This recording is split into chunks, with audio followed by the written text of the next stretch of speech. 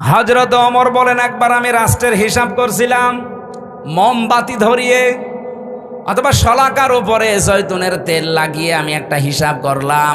হঠাৎ করে দেখি রাতের বেলা দেশের প্রধান বিচারপতি হযরতে আলী আমার বাড়িতে আসার পরে সালাম দিয়ে জিজ্ঞাসা করলাম, প্রধান বিচারপতি, আপনি কি এসেছেন রাষ্ট্রের কোনো কাজ না নিজের কোনো কাজ নিয়ে?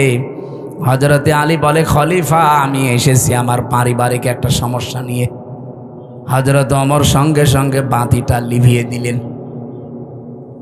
হযরতে আলীর মন খারাপ হয়ে গেল, কি গো, আমি দেশের প্রধান বিচারপতি, আমি এসেছি দেশের প্রধানমন্ত্রীর কাছে, আমারে দেখলে তো আরো আলোক সজ্জা বেশি করবে।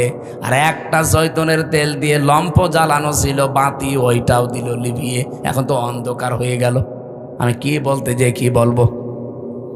হযরত ওমর ডাক দিয়ে বলে, প্রধান বিচারপতি আলী, মন খারাপ করবেন না, আমি আপনাকে আগেই জিজ্ঞাসা করেছি আপনি কি এসেছেন আপনার ব্যক্তিগত কাজে না পারিবারিক কাজে না রাষ্ট্রীয় কাজে? আপনি নিজেই বলছেন না আমি পারিবারিক কাজে এসেছি। আমি যে হিসাব করছিলাম এটা রাষ্ট্রের তেল পুড়িয়ে রাষ্ট্রের জনগণের হিসাব। তা আপনি আসলেন আপনার পারিবারিক ব্যক্তিগত জীবনের সমস্যা নিয়ে। জনগণের তেল পুড়িয়ে আমি কাজ করি, এ সময় আপনার সাথে কথা বললে জনগণের আমানতের সাথে খেয়ানত হবে। হযরতে আলী বলেন, এই দিন থেকে ওমরের প্রতি রাগ না মহব্বত যা ছিল, ভালোবাসা, এগুলো আরো আল্লাহ বৃদ্ধি করে দিয়েছে। দেশের 1628 জন মানুষ যদি এভাবে আমরা তৈরি করতে পারতাম আজ, বাংলার মুসলমানেরা সুযোগ আল্লাহ সব সময় দেয় না, 54 বছর পর একটা সুযোগ অলরেডি দিয়েছে। এবার যদি হাতছাড়া হয়ে আবারও চোর ডাকাত আবার এসে যায়, 100 বছরে সুযোগ আর পাবেন না।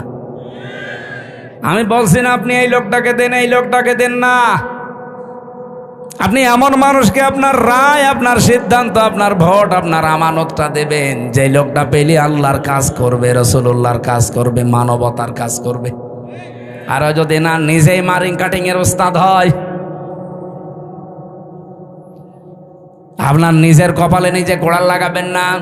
সূরা হুদের 98 নাম্বার আয়াতটা বাড়িতে আজকে পড়বেন।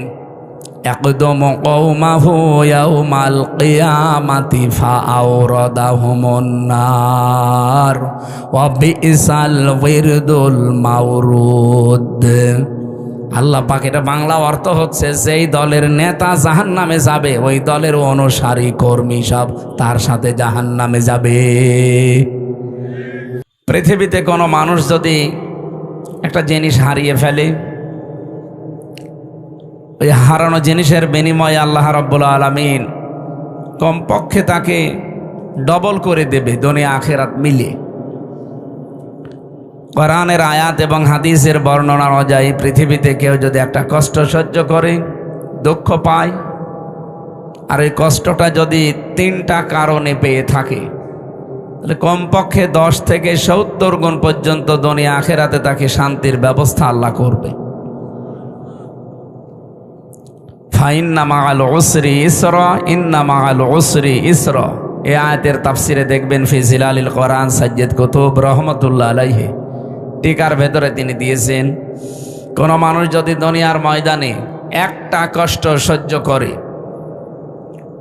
তাহলে এই কষ্টের জন্য আল্লাহ যে সুখ, শান্তি, স্বস্তি, নিরাপত্তা, কল্যাণের কথা জানিয়েছে সেইটা অগণিত।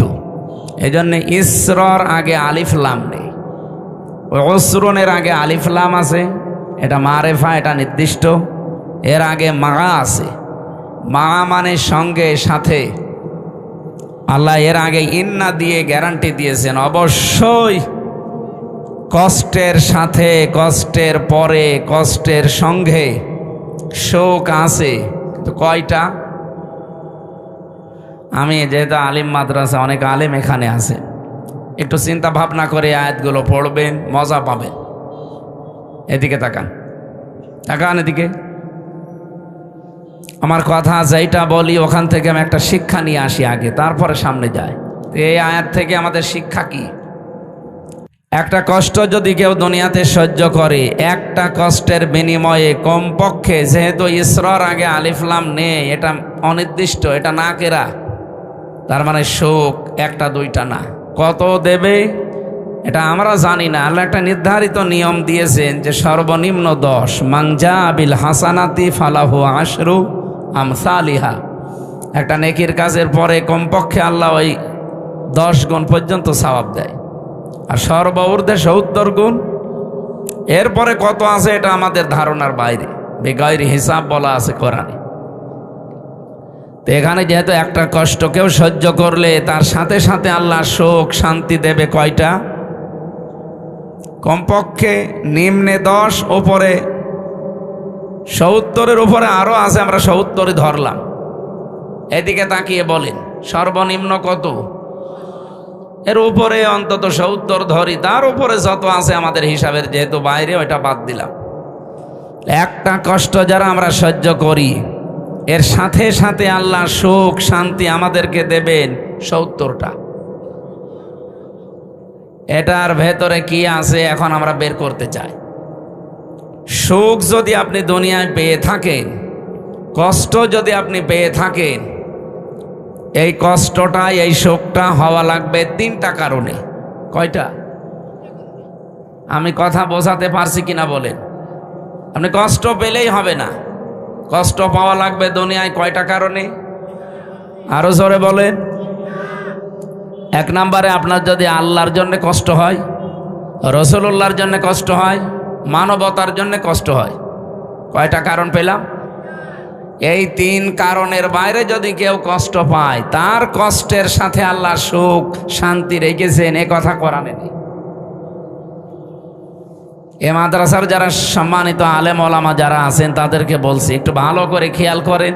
সাধারণ মানুষ হয়তো এভাবে না বুঝলেও আপনারা বুঝবেন। আপনি বলেন একটা কষ্টের পেছনে কারণ কয়টা? আরো জোরে। আপনি 3 কারণের বাইরে যদি দুনিয়ায় কষ্ট পান, আপনার জন্য কোনো শান্তি স্বস্তি নিরাপত্তা সুখ কল্যাণ আল্লাহ রাখেন না।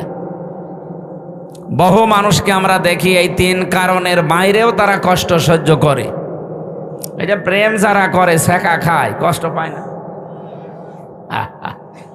যারা করিয়েছে ছেঁকা খেয়েছে একটু হাত তোলেন তো দেখি আল্লাহর ওলিরা। এই এলাকায় তো এসব নেই আলহামদুলিল্লাহ। আপনাদের এলাকায় মাদ্রাসা আছে তো এই জন্য এসব নেই। চালাক, এই যে কে যেন বলছে চালাক মাল, ঠিকই।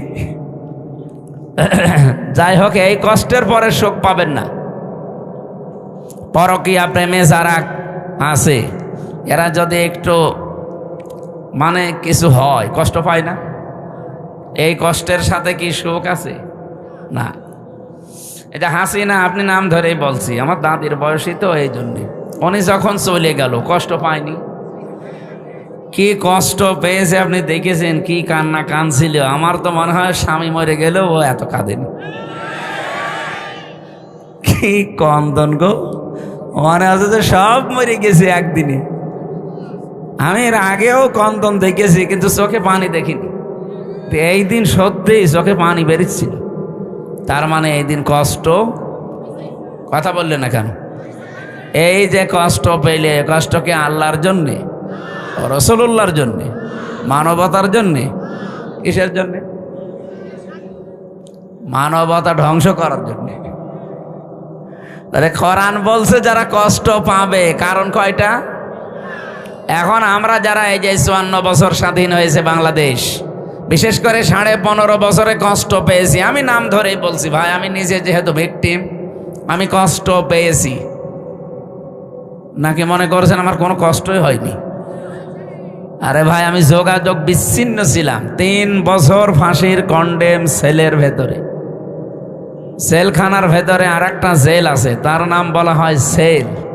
সেলের ভেতরে আর একটা জায়গা আছে, তার নাম ফাঁসির কন্ডেম সেল, যেখানে মার্ডার মামলার আসামি থাকে। আমি কি মার্ডার করে গিয়েছিলাম? এর ভেতরে আর একটা জায়গা আছে, তার নাম কবর সেল। এটা রাজশাহী আছে আর যশোরে আছে, আর গাজীপুরের কাশিমপুর কারাগারের 4 নাম্বারটায় আছে। এছাড়া আর বাংলাদেশে সেরকম কোনো জায়গায় আমি পাইনি। আমার যেহেতু বিভিন্ন জায়গায় নিয়েছে তো কষ্ট দেওয়ার জন্যে। জেলখানায় দিলে 3 বছর না 30 বছরও আমি এত কষ্ট পেতাম না। 24 ঘন্টা একটা রুমের ভেতরে। রুম কিসের? এদিকে 3.5 হাত, এদিকে 2.5 হাত, একটা কবরের মতো। এর সামনে আবার টয়লেট দেওয়া, ওর ভেতরে খাওয়া, ওর ভেতরে গোসল, ওর ভেতরে ঘুমানো, ওর ভেতরে পড়াশোনা। এই তারপরেও যদি একটু 10-15 দিন পরে বাড়িতে একটু কথা বলতে দিত যে কেউ বেঁচে আছে না মরে গেছে, না। 3 বছর দেখা সাক্ষাৎ নেই, কথা তো নেই। অথচ সারা জেলখানার লোক, যারা ফাঁসির 10 জন ফাঁসির আসামি, মানে 10টা মার্ডার করেছে, সেও আমার সামনে অন্তত 7 দিন পরে পরে একবার কথা বলে, 15 মিনিট 20 মিনিট করে বাড়ি। এই যে কষ্টটা আপনি দিলেন, আমার কি কিছুই হয়নি? আপনি নিজেকে একটু দাঁড় করান তো। আমার এই বয়সে, আমার তখন 30 বছর ছিল, এখন তো 33। এই বয়সে এই কষ্টটা আমি যদি অপরাধ করে পেতাম, আমার কোনো কষ্ট লাগতো না। আমি যদি 10টা মার্ডার করে যেতাম, আমাকে কষ্ট দিতে, আমি মেনে নিতাম। আপনি আমরা যে মামলা দিলেন, ও মামলা তো শয়তানও বিশ্বাস করে না। আমারে মামলা দিয়েছে যে আমি আনসারুল্লাহ বাংলা টিমের প্রধান সারা বাংলাদেশের। অথচ কি ও ছাতা আমি জীবনে নামই শুনিনি। আনসারুল্লাহ বাংলা টিম যে কি, এটা জীবনে আমি নামও শুনিনি। ওর আগে ওই জেলে যেয়ে শুনলাম যে আনসারুল্লাহ বাংলা টিম নামে একটা টিম আছে, ওদেরকে জঙ্গি বানিয়ে বিভিন্ন দেশের মোড়লদেরকে এই ইন্ডিয়ার প্রেসক্রিপশন অনুযায়ী এই দেশে যারা দায়িত্বে ছিল তারা দেখাতো যে এই দেশে জঙ্গি আছে। অথচ এই যে ডিএমপি কমিশনার এখন আমাদের ঝিনাইদহ বাড়ি, শেখ সাজ্জাদ হোসেন, মানে 3 দিন আগে জানিয়েছে যে বাংলাদেশে জঙ্গি বলে কিছু নেই, এগুলো সব নাটক ছিল। কারণ একজন মহিলা নাটক লিখত, আর কাউন্টার টেররিজম আর ডিবিতে যারা কাজ করে তারা এগুলো সব মন্তস্থ করত। যেহেতু যিনি নাটক লিখবে তিনি পালিয়েছে, তে নাটক লিখবে কে? আর যারা মন্তস্থ করবে তারাও তো পালিয়েছে। যারে তারে নিয়ে যেয়ে জঙ্গি বানিয়ে দেয় না, শুধুমাত্র যারা ইসলামপন্থী, যারা আলেম ওলামা, এদেরকে হয়তো নিয়ে যেয়ে 1 মাস 2 মাস 1 বছর 2 বছর গুম করে রাখে। ওই মিনি আয়না ঘর আছে, বিগ আয়না ঘর আছে, এখানে নিয়ে যেয়ে রাখে মাটির নিচে। 1-1.5 মাস 2 মাস 2 বছর 5 বছর পরে বের করবে। এত বড় বড় নখ হয়ে যায়। আমি নিজেও তো 10 দিন ছিলাম, প্রথমে দেখেছি ওই যে দেওয়ালে লিখে রাখে, এই বড় বড় নখ দিয়ে লিখে রাখে যে ভাই কেউ যদি বাইরে যেতে পারেন এই নাম্বারটায় অন্তত জানাবে যে আমি বেশি আছি। সে লোকটা জানে না যে এটা কোন বছর চলছে, এটাতে 2025 সালও জানে না। এমনকি লোকটা জানে না